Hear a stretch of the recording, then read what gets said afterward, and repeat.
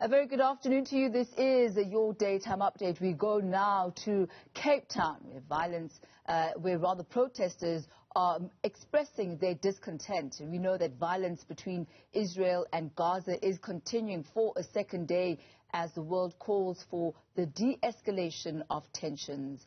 The latest flare-up follows several weeks of simmering tensions over Palestinian evictions in East Jerusalem and prayer rites during the holy fasting month of Ramadan. Here at home, Palestine solidarity activists are holding a picket outside Parliament in Cape Town. We cross live now to our reporter for Newsroom Africa, Athi Mtongana, who is there. Very good afternoon to you, Athi. Tell us about the scenes that we are seeing outside Parliament. And it goes without saying that these are actually the type of scenes that we are seeing in various parts of the world.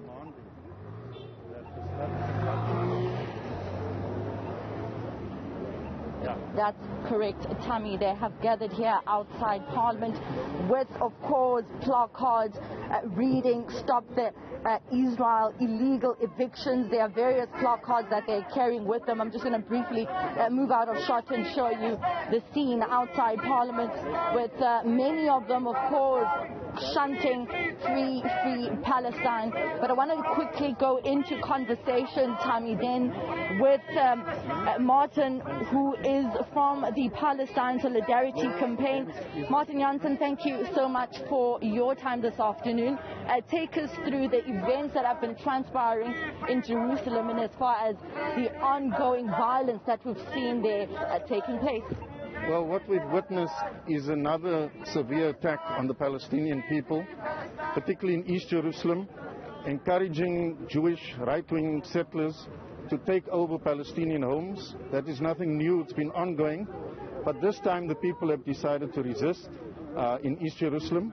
And the other development, of course, as we know, also right-wing Jewish settlers supported by the Israeli security forces tried to take over Al-Aqsa, and very provocatively during the month of Ramadan while people were in the mosque and praying. So the people of Palestine have put up a massive resistance to this and succeeded, have had a victory against the Israeli regime, and we salute them for that. But of course, what's happened is that the Israeli regime has now done revenge attacks on Gaza and killed over 20 people overnight, literally overnight, including 9 children, innocent civilians. And our frustration is with the international community and the world for doing absolutely nothing. In fact, many of them, including the USA, much of the governments of Western Europe, Britain, France, actually support the terrorist regime of Israel by providing them with arms and contributions every year and defending them at the UN as well. And we're saying that must come to an end.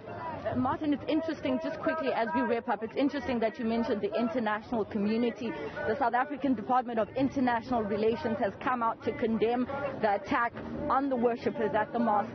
And now they are also saying at the same time that they want the two states to be able to coexist. What do you say to South Africa's response, and what is your aim in having this picket, particularly outside of Parliament? The two-states notion has for many decades been a farce.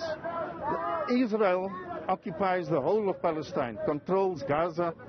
Gaza is under siege. There is no possibility of a two-state. From the PAC side and many Palestinians, our demand and our call rather is for one democratic state for all citizens living in historic Palestine. That's what we feel is the solution, with all the reparations to the Palestinian families and the right of return. One person, one vote with equal rights, just like we had in South Africa. That's the real solution. So we are calling on our government to stop continuing with this farce along with the international community and end it once and for all. But more importantly, we're demanding action now, and we're calling on government to adopt laws, legislation for the boycott, disinvestment and sanctions against Israel immediately. That's what the world did in our support. The anti-apartheid movement, particularly in the 80s, including the USA, organized support sanctions against South Africa, which played a big role in bringing down the South African the apartheid regime of South Africa. Why not in the case of Israel? Do you have a memorandum that you're going to issue out, and is it particularly addressed to anyone in particular here in Parliament? Yes, we've got a letter. We are part of the South African BDS coalition, and we've got a letter which we've addressed to the Department of International Relations and Cooperation, and we're hoping to leave that letter here with them. All right.